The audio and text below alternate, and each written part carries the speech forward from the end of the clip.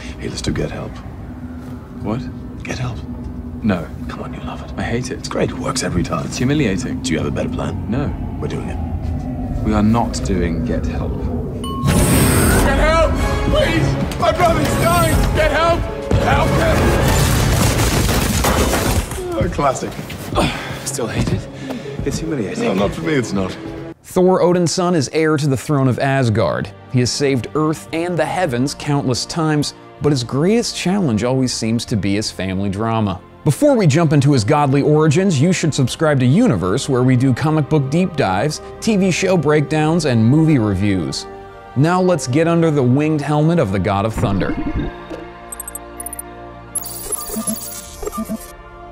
Thor's family tree is kind of a tangled mess. He has 4 half-siblings and an adopted brother, Loki. His father, Odin, is the king of Asgard, and his stepmother, Frigga, acts as his mother. But his real mother is Gaia, the essence of all life on Earth, which Asgardians call Midgard. Due to Thor's preoccupation with Midgard, his father removed Thor's powers on 3 separate occasions.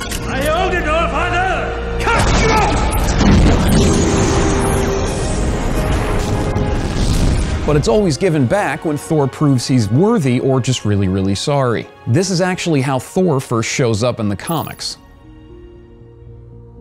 Thor first appeared in 1962 as Dr. Donald Blake.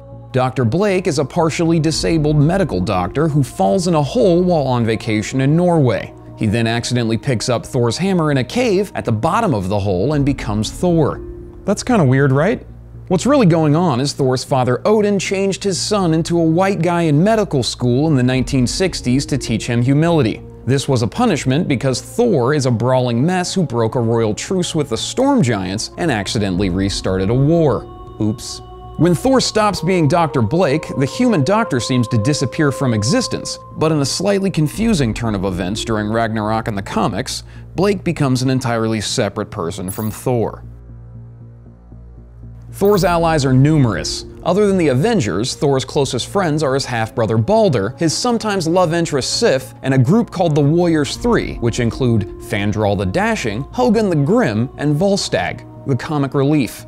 He has partnered up with the Fantastic Four and some of the X-Men. He has several friend-foe relationships with other gods such as Hercules, Loki, and Amora the Enchantress.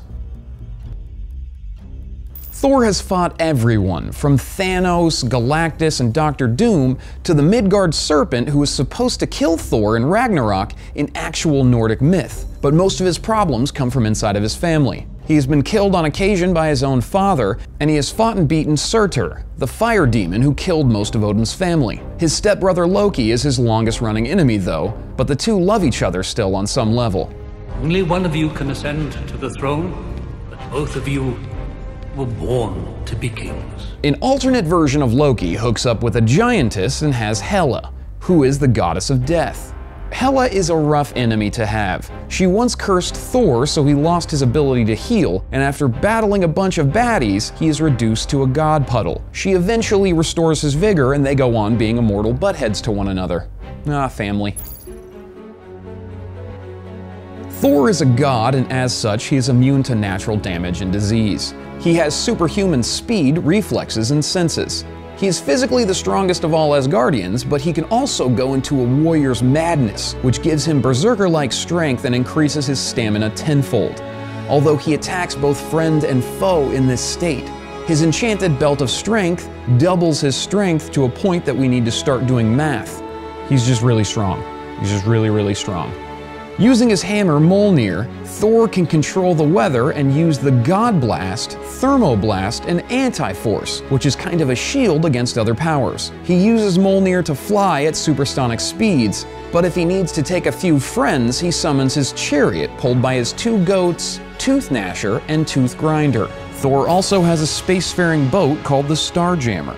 He can spin while wearing his cape to cause small tornadoes, and has shown the ability to time travel. As with all Asgardians, Thor must occasionally eat the golden apples provided by Iduna, the goddess of immortality, to maintain his godly powers and long life. Also, I don't know if this is a superhuman power, but he's really good with the ladies.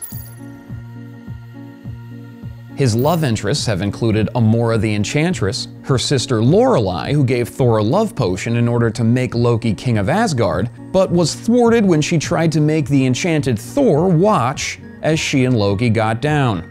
Seriously, it's real gross. The humans Jane Foster and Shauna Linda, who are both caught up in weird godly love triangles, and his greatest love interest, Sif, who he jumps in and out of relationships with during his entire comic book career, and once sacrificed himself to Hela in her place. My favorite love interest of Thor's, though, was in a 4-comic run storyline in 1980. Thor is reincarnated as Sigmund, who is then killed by Odin, so Thor is reincarnated again as Siegfried, son of Sigmund. Brunhilde the Valkyrie protected Sigmund's wife, Sieglind, from Odin's wrath during her pregnancy, and she then falls in love with Siegfried after he's raised by a gnome named Mime. You still with me? Cool. Odin removes Brunhilde's powers as a Valkyrie as punishment. Mime tries to kill Sigmund and is thrown into the blood of a giant that Sigmund just slayed and is poisoned to death. When Siegfried dies at the hands of Mime's son, Brunhilde jumps into his funeral pyre with him and she dies too. Odin is sad about all of this, so he reincarnates Thor and Brunhilde the Valkyrie, but removes all of their memories of the Sigs. My favorite Thor fact, though, is that there's a frog version of Thor. Puddle Gulp found a sliver of Mjolnir, and when he lifted it, he was transformed into Throg the Frog of Thunder, wielder of the mighty Frognir.